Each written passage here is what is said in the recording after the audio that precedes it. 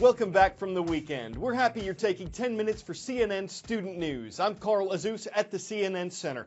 First story takes us to a nation of 26 million people between Saudi Arabia and the Gulf of Aden. It's Yemen. Its government was overthrown in January by Houthi rebels who'd been at odds with the Yemeni government for years. The country is very unstable. A terrorist attack on 2 mosques last Friday killed more than 130 people and wounded hundreds more. The ISIS militant group said it was responsible.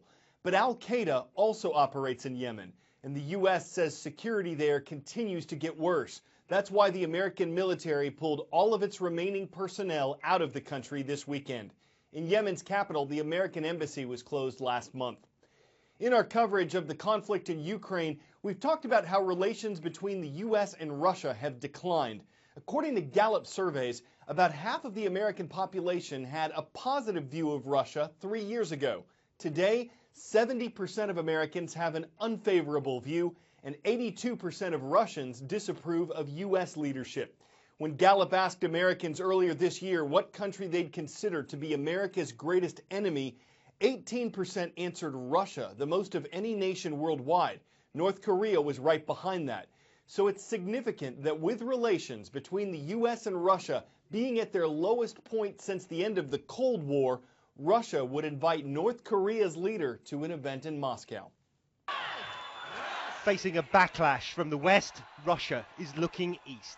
President Vladimir Putin inviting North Korean leader Kim Jong-un to Moscow to attend upcoming World War II anniversary celebrations. A Russian official says North Korea's supreme leader is expected to attend, but so far no formal confirmation from Pyongyang. You've seen the number of meetings that he's had with Western leaders in Europe decline. And so the Russians have talked about this Asian alternative. And this is including some outreach to China, but other countries in Asia to try to portray Mr. Putin as not isolated, which in fact is the case. The Kremlin says 68 world leaders were invited to the Victory Day celebrations on May the 9th, but some leaders, including President Obama, have declined. Relations with the West are strained following Russia's annexation of Crimea from Ukraine. But recently, Moscow and Pyongyang have been fostering warmer relations. The two countries even declared 2015 their year of friendship. If Kim attends, it would be his first official trip outside North Korea since inheriting the leadership in late 2011. If he's able to go to meet Putin in Moscow or elsewhere in Russia, this would appear to be a sign that he has completely consolidated control and he's confident enough to leave the nest and go do statesman-like things around the world. And Putin continues to flex Russia's military muscles. Defense officials saying nearly 80,000 troops have been placed on full combat alert.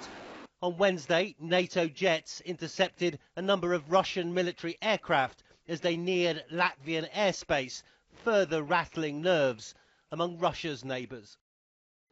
India has the second highest human population in the world, but it's number 1 when it comes to tigers. It's home to about half the world's tigers. They typically live about 8 to 10 years in the wild, though all tiger subspecies are endangered.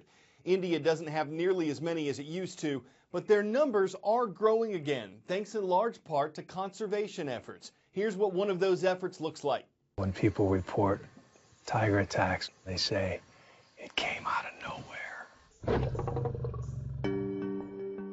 It is staggering to think that there were tens of thousands of tigers in the forests of India. Now there's just over 2,200, something like that.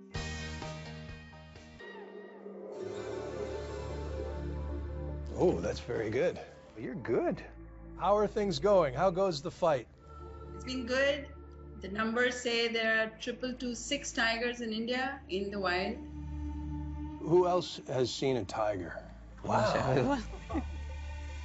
Conflict has not really gone higher than the last few months. Your real passion is saving tigers through conflict resolution. There's a very visceral fear of the tiger throughout much of India. So if one comes into a village, they're often killed. And you go into these places and try to talk people down, try to make them appreciate the value of a forest with wild tigers. It's all about people and their code of conduct, because you can't get people out of the forest, you can't get animals out of these human-dominated forests. This is the corridor that we've created. You took me to this little farm you purchased between two tiger preserves, and it has turned into a wildlife superhighway.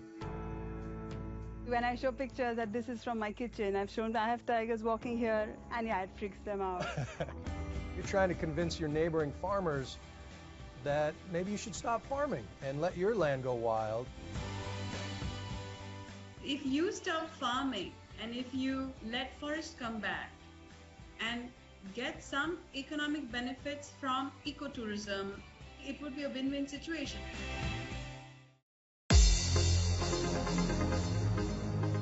As part of our presentation, we now present 3 schools that are present on today's roll call. The Rams are here from San Antonio, Texas. It's the home of John Marshall High School. The Wildcats are watching. LaGrange is in Ohio. It's where we found Keystone High School. And it's nighttime. Castle Heights Middle School is online from South Carolina in the city of Rock Hill.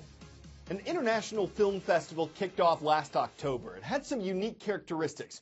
1, it was open only to students between kindergarten and 12th grade. 2, its theme was the impact of giving back, the focus on serving others. 3, out of more than 1,500 submissions, 15 of the short films were screened last Friday at the White House.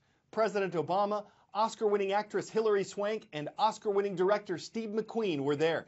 It was the second year for the event, which was sponsored by the American Film Institute and Participant Media. Finalists were invited to attend the screening, and they got to go to workshops afterward focused on sharpening their skills in filmmaking. Here's an example of what one of the White House's 15 selections looked like. What will you give back? People get stuck when asked. I don't know, their faces respond. Oh, if they only saw what I saw. We are capable of giving so much, for we have been given all we need to give it all up. We have a beating heart, air in our lungs. Don't you see what I see? The teacher passionately giving away her education for the sake of the student who is full of determination. Determination to rise, to dream, to fight, to create. Giving their imagination for others to find inspiration, giving their stories in hopes for others to see what they see, giving their voice for others to find their own, giving their words for others to know we're not alone. The will to give has no age. Here's a wise coach, giving away his childlike heart for boys who just want to have fun. A humble custodian giving away her sore hands for others to live in cleanliness. The impact transcends time and space. So here's to giving it all away.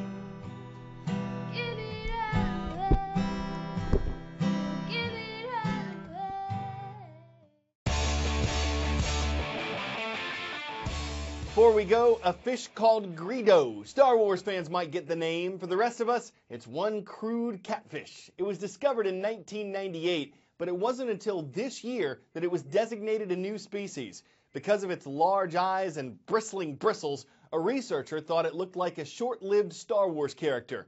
If you were looking for the off-screen version of Greedo, you could find it in the waters of northern Brazil. It might lack the aura of an angelfish, the colors of a clownfish, or the regality of the regal tang, but it's not Greedo for attention. There are many fish in the sea, and this cat's catching coverage swimmingly from bins around the galaxy. This is CNN Student News, and that's our catch of the day.